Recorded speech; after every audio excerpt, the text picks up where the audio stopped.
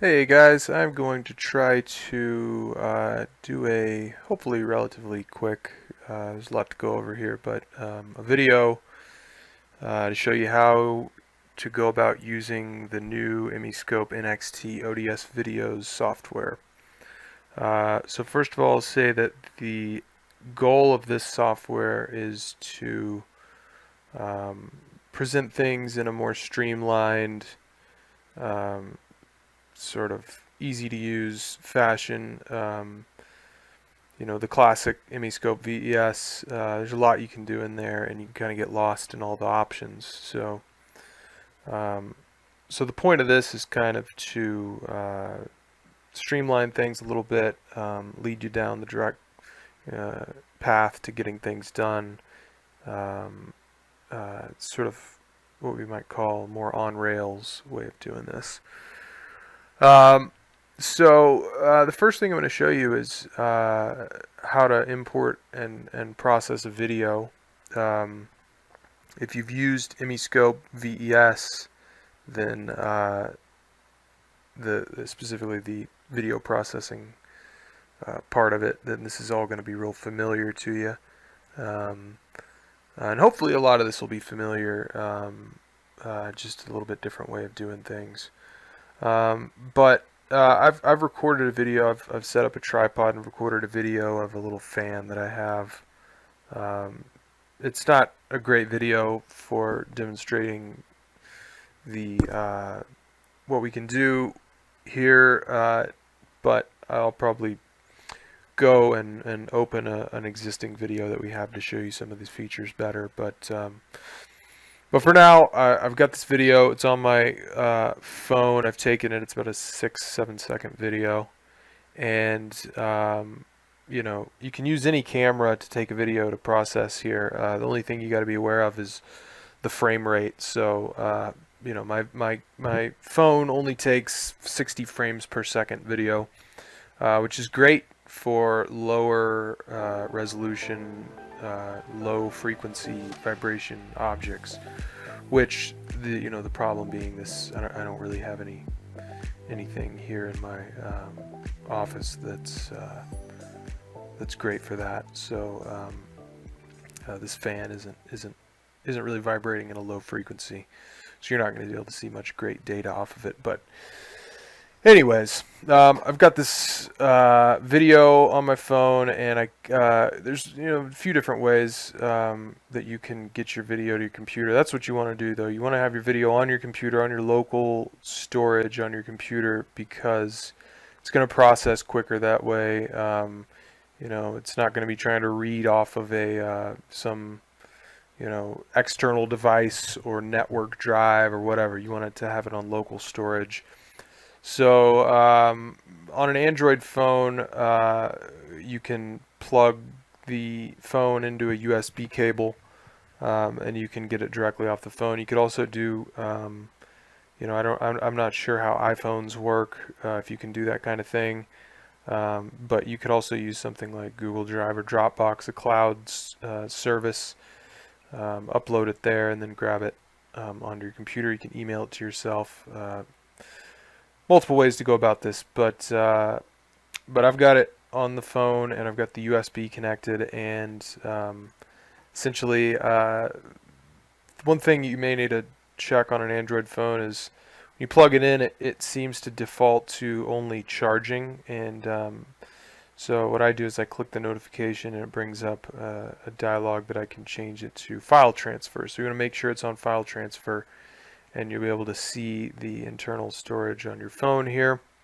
For my phone, the videos are going to be in DCIM camera. Got a lot of pictures on here. So here's the video that I recorded, and I'm just going to drag this to my desktop. Just put it somewhere on your computer, and did that not drag there? Let me try that again. Okay, let's try. So you may, have some problems like this. I'm going to go ahead and turn it on to charging only, and then back onto file transfer. Let's see if we can kind of refresh this a little bit. Here we go. Okay, now it's reloading these. So hopefully this will work this time. Nope, not all of them, just this one. There we go. Okay, so now we've got our video on our desktop. It's on our computer, and we're done with this. So now we're going to open MEscope, and we got three options. We can open an existing project. If you have a Chronos camera that we sell with our ODS video package, you can actually hook directly into that by connecting it to the USB drive, and you can record your video through our software without even having to touch the camera. But we just have a cell phone today, so we're just going to grab that from the file. So like I said, if you've used MEscope VES, this should look very familiar to you. A little bit different user interface, but all the buttons are kind of the same, and the colors are different and stuff like that. But we're going to go through the same process. We're going to open the video. We can adjust the brightness, contrast, rotation, cropping. You know what? I'm going to crop it a little bit. Let's see. Crop it down to just this. So you notice this error here. This is something that some cameras do. So essentially, when we're building the software, we have to try to account for every possible case. So some cameras seem to have weird, odd encoding that they do for a video, and some frames just aren't readable in a linear fashion like we're doing here. So if you try to process this video like this, it's not going to work, because we have to read each frame individually and compare it to the previous frames. So if we can't read a frame, then we can't really grab the data off of it. So if you see this error retrieving frame, you're just going to want to try to navigate to a frame that's actually there, like this one. Now with some videos, so this is actually a thing with cell phone videos, it appears. A lot of times the last few frames of a cell phone video seem to be corrupt or missing, or some issue with them. For GoPro videos, actually sometimes you'll get frames here in the middle that will drop because it just doesn't have I think essentially what happens is it doesn't have the time to store that frame, so it just skips over it. So even if you find a valid frame like this, you may process the video, and it may it may not work. So you can click this check frame validity button here, and it's going to go through all the frames and check them all. So sure enough, for this video we have 11 frames all at the end of the video that are not able to be read. So if we end our video at 375, we should be good to go. So I'm actually going to take off a little bit more. I'm going to keep it here at 360 because and I'm also going to take off some from the beginning, because when I press that button with my finger to record this video, I may get a little bit of camera jitter. So I want to try to avoid that. Another thing we got to make sure is that we set the capture frame rate to 60 frames per second so that we actually get the correct frequencies in the final processed video. So we can change the number of points. We can bump it up to a lot of points. We can bump it down, but I like to kind of just go in the middle. You're going to get more granularity if you go up higher. If you want that, it's just going to be a bigger file. It's going to be more data. It's going to be a little more cumbersome to work with. So I generally like this like 2,000 to 3,000 point range here. So this should take about a minute, maybe less. Yeah, less. It's pretty quick. So I actually have a NVIDIA RTX graphics card, and if you have a mid to high end NVIDIA graphics card, we're going to be able to process the video with the GPU instead of the CPU, which is going to speed things up 3 to 4 times faster. So if you're doing this a lot, I would encourage you to get a computer with a decent NVIDIA graphics card. So now we can set the distance. This is going to give our results some actual units instead of just pixels. So I'm going to pretend that that's 8 inches. I don't know if that's exactly right, but so now we have our histogram here. We can actually filter out lower displacement points or higher displacement points if we want. I'm going to leave it 1 to 100. So then we can set up some labels, vectors, orbits, or mag and phase if we want. I'm going to leave this blank as well. We can set that up in the software and change that in the software. So now we click finish and we're vaulted into our default ODS video view here. So we've got the structure, the video over here on the left. We've got the time data block up here in the top right, and we've got the frequency data block here in the bottom right. So for the rest of this, I'm actually going to go get a different video that's going to show a little bit more frequency stuff better, since this doesn't really show much because it's such a low frame rate and there's honestly not much motion going on anyways. This fan isn't really doing anything interesting. So I'm going to close out of this and I'm not going to save it, and I'm going to open up this project here. So this is a video of a fan in a factory somewhere that one of our resellers sent us to mess around with.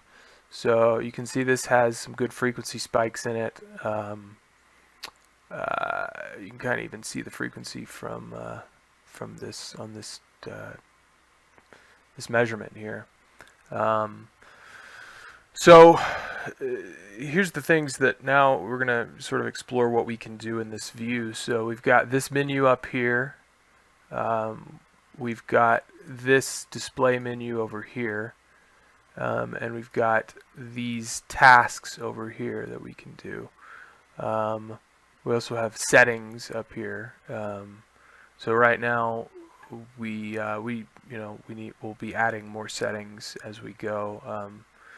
But for now, this is the settings. Your license manager is here. If you need to change your license, all that good stuff. But for now, let's just look around at this view here. So we can mess with the amplitude of this video. We can crank it way up if we want. We can go back down. Speed, same thing. We can speed it way up. Now it's rocketing through this this data block here. Let's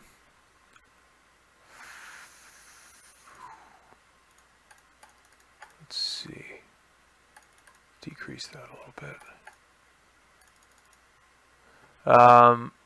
So time data block is going to sweep generally across all the samples, and a frequency data block is going to sign dwell.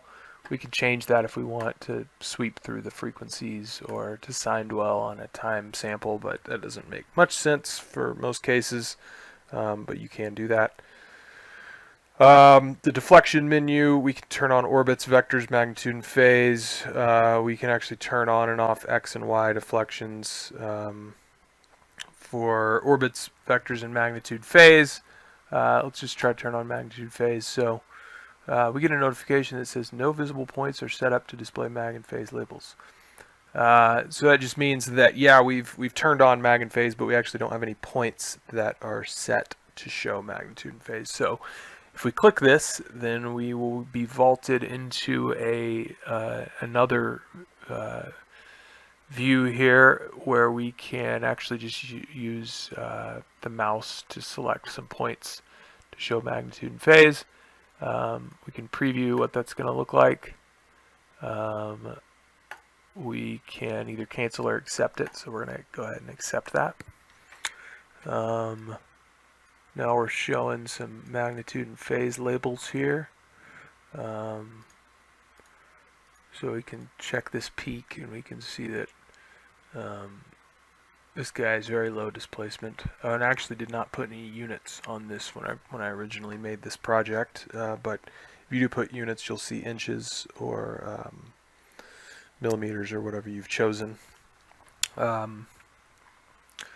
So this doesn't have much. This has quite a bit. This is kind of in the middle. Let's see here.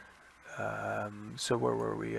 Magnet phase. So we can turn that back off, turn it back on. Now we actually do have points configured for that, so we're not going to get that message.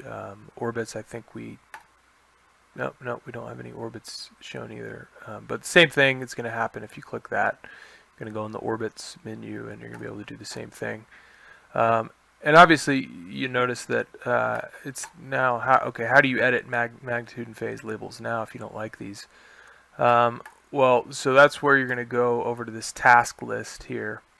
So you're going to go to edit structure, and you can actually manually go change those in this view here, but you can also go, we have a subtask here, and I didn't even notice, but apparently this one is selected. It has zero things going on with it, but so we can select these in this spreadsheet here, or we can actually use the selection here to do that. We can just clear them all like that. I'm going to go ahead and just select a new one, just this one right here, and accept that.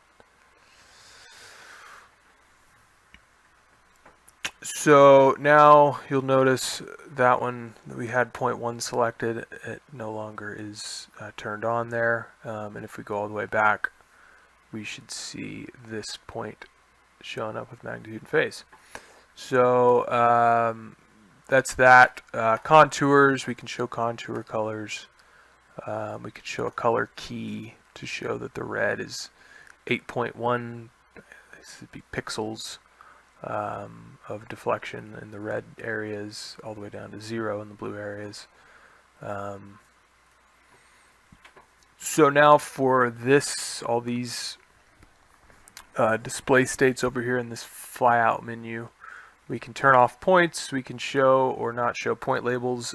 It's going to kind of be the same thing as mag phase, vectors, and orbits. If we don't have them shown, then they're not going to, if we don't have any points configured to show labels, they're nothing's going to show up.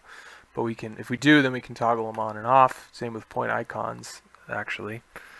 Lines, I don't think lines actually are in any ODS videos that we make. We can mess with some of this stuff. We can show some of these little outlines on the quads. Let's see. So then if you notice, if you click here, this is contextual. So if you click here on the structure, then you get the structure flyout. If you click on the data block, you get the data block flyout. If you click on this data block, you get this data block flyout. So you can change all these display states for each of these three things individually over here in this flyout menu. Just go down the list here. So we've got a cursor, as we can turn on different cursor types. A band cursor. So if you're over here on this side, you can drag this one, you can drag this one, or if you're inside the band, you can drag both. And the band cursor is going to be important for other reasons here in a second that I'll show you. Peak cursor is actually kind of similar to the band cursor. It's going to select a peak inside the band. And then no cursor. So cursor units, this guy is going to show unmodified cursor units. So we're in displacement, it's going to show displacement. If we do acceleration, we're going to also show the acceleration at that location. Same for velocity, and if we're in some other unit other than displacement, then we might want to use the displacement. Right now this just shows a redundant displacement value. So we can actually turn those on or off. Orders, we can show orders of the frequency that we're on. So that's going to use the band cursor, and it's going to find an order within, which is basically going to find a peak within the band right there. So if you want to have it really fine-grained, you can go and select your band cursor and really reduce that really small, and maybe go back to your line cursor, and now we're going to find orders very, very, very in this very small slice here. I'm going to go ahead and switch that back to a little tiny bit bigger. So that's orders. Peak finder, it's going to kind of also use the band cursor. So it's going to find a peak that is within the band of, within the bandwidth that you've set. So if you're, right here, it's going to jump to the peak.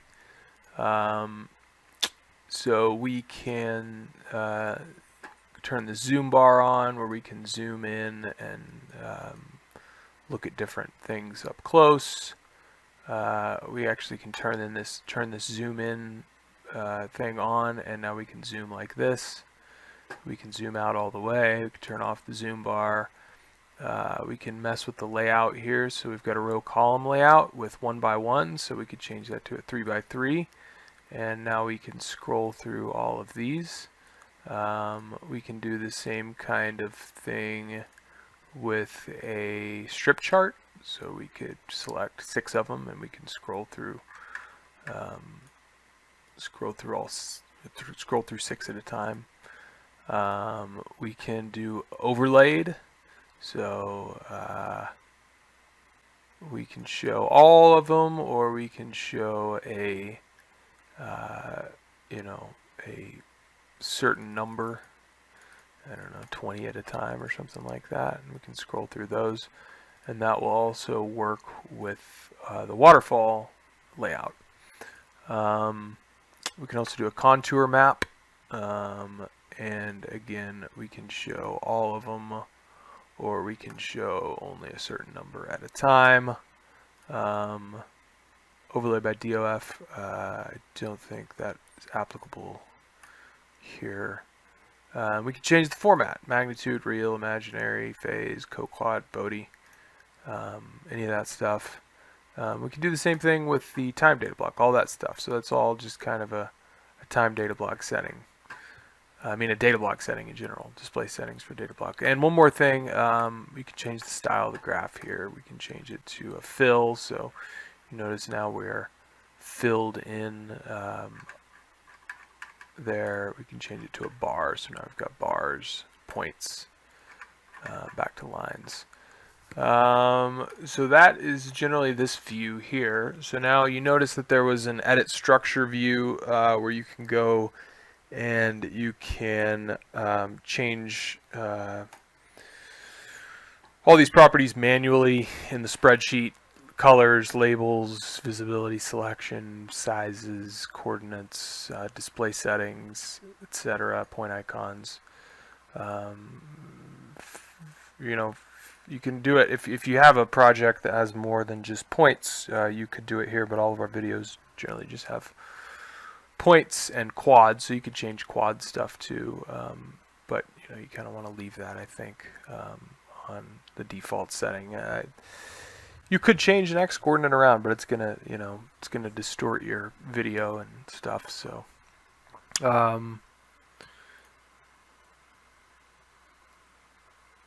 So like I said, also I forgot to say, but in that edit structure menu, edit structure task, you also have the edit orbits, vectors, and mag phase things.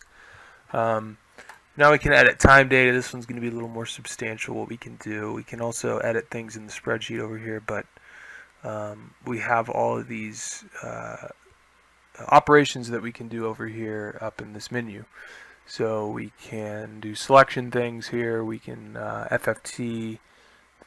Increase resolution of this, which is just going to basically put samples in the middle of our samples. So if we have 100 samples, it's going to make it 200 samples.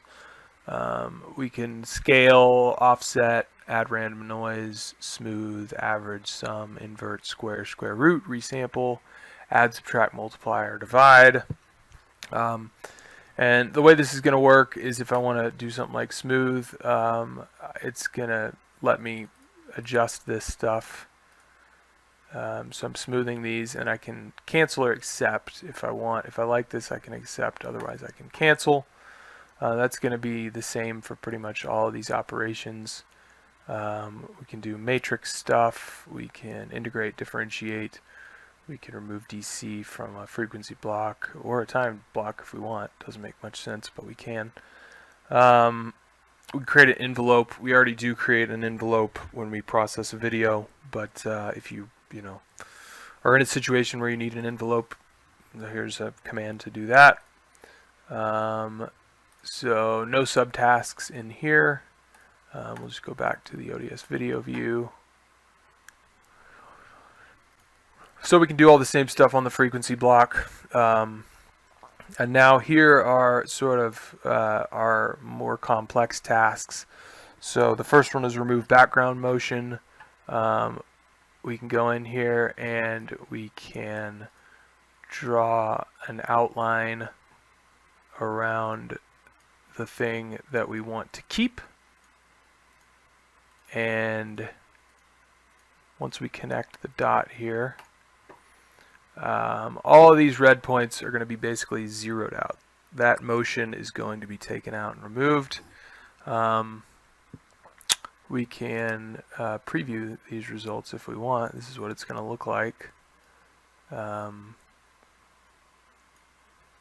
And you can see that this guy is, I think, going to be 0. Let me see. So if I invert that, yeah. So that point fell outside of our polygon, and it's going to be zeroed out when we do this. So I'm going to go ahead and accept this. And what this is going to do is it's going to create what we call a result set. So I glossed over this top one here because I didn't have any result sets, but now I do. So we've got an original result set, which a result set consists of our structure video here, our time data block, and our frequency data block. And if we switch this, we have a new structure, a new time data block, and a new frequency data block. So you can see everything's pretty much the same because these results are kind of mostly coming from inside here. These frequencies are kind of generally coming from inside this fan here. So that's it's kind of a big thing that helps you keep your results separate. You're not going to mess up your original data when you do one of these tasks. So again, I'm going to go back to the original data, and I'm going to do some ODS FRFs here. So you want to select a reference point here. So I'm going to select that one. I know it moves a lot. I don't know if that's a great idea, but I'm going to select that one anyways. It may be weird motion that's caused by some lighting or something, but it is moving at a seemingly a frequency that's kind of related to the fan's motion. So I'm going to be able to adjust these settings: the spectrum block size, the number of averages, the windowing, whether I want it to be linear or peak hold, and the reference direction, so whether it's X or Y. And let me go ahead and accept that result. And now look at this. You can see our data is definitely a little bit different now. So this is a new result set that we have. Now we've got an original, a remove background motion, and an ODS FRF from point 2138 direction X. That's what we're on right now. So again, we can go back to the original. We can do something else. We can also compound these results. So we could go to the remove background motion, and we could do an ODS FRF from here. Or we could do our next task, a time wave format cursor. So essentially, we can choose this good big frequency right here, and we can create a time waveform graph from that. So we can also do this with a band cursor if we want. We can select a big band, or we can select kind of a smaller band. I'm going to do that. I like that band. And we can accept these results, and again, this is going to create a new result set. So something you may have noticed is that when we're animating from a frequency data block, we're not showing the fan spinning. That's just because when we're doing this, we're matching up the when we're animating, we're matching up the frame with the sample number. And so when you're doing a frequency block here, you're not really animating, with sample numbers. You're just dwelling on a certain frequency here. So if you want to see the animation at that frequency, you can do this time waveform at cursor task, and now you can see this frequency or this band of frequencies animating with the video motion as well. So again, that created a result set. We can switch between all these result sets whatever we want. We can mess with the data, and then finally we can record a screen capture video of what our structure is doing here. So we just click the record button, and it's going to start recording. We can turn on and off our microphone, and then we can export that to a file. Let's see.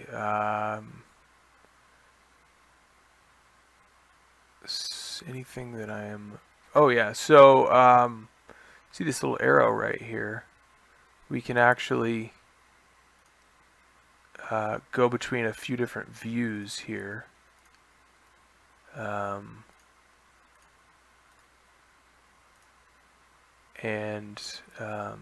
That display was stale.